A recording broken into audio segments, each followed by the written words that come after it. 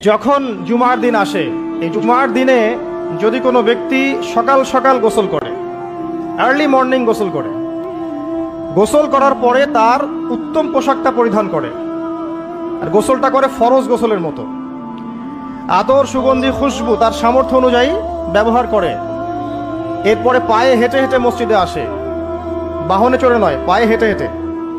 যদি আপনি অনেক দূরে থাকেন সেটা আলাদা কথা।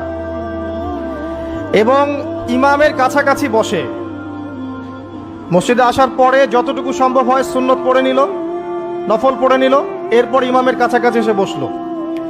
ইমামের খুতবা শ্রবণ করে মনোযোগের সাথে। খুতবা শ্রবণ করার সময় কাউকে কষ্ট দেয় না।